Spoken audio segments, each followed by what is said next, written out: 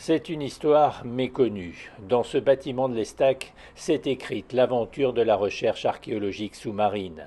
Baptisé le Camembert par ses défenseurs, il a abrité les dessinateurs et ingénieurs du commandant Cousteau qui ont conçu le Saga, le plus gros sous-marin civil du monde. Le Grand Port de Marseille, propriétaire du lieu, avait programmé la démolition de ce bâtiment circulaire en septembre. Depuis, un collectif se mobilise pour sauvegarder le Camembert, une pièce maîtresse pour un narratif sur l'innovation en matière de recherche archéologique sous-marine. Il permet de raconter une histoire et justement cette histoire et ce récit, ça fait partie des premières accroches sur lesquelles on peut arriver à constituer quelque chose qui se construise justement.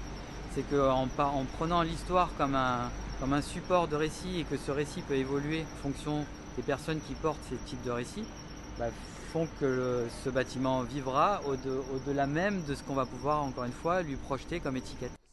La ville de Marseille, présente lors de cette mobilisation, a entamé des discussions avec le GPMM sur l'avenir du lieu.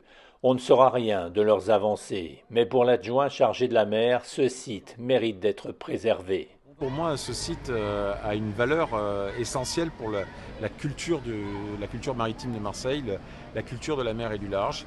Et c'est en ce sens-là qu'il faut le préserver. La ville est en discussion pour voir si le devenir du site complet, donc hangar avec le sous-marin de Saga, le bâtiment circulaire de Cousteau et le Drasme, peuvent créer ensemble une dynamique.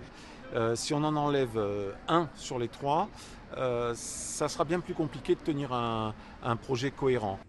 Depuis des années, des associations de l'Estac luttent pour se réapproprier leur littoral.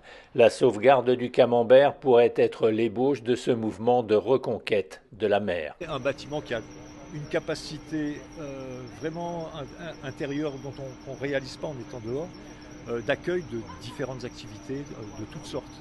Et donc ça c'est très important pour que la population ici puisse se le réapproprier et en faire un lieu d'articulation entre le port, la mer, le quartier, la ville. Si la démolition du bâtiment a été suspendue, rien n'est encore réglé. Personne ne sait quelle option choisira le GPMM qui est le décideur en la matière. Lors de cette mobilisation, des représentants sont venus observer en restant à l'intérieur de leur véhicule.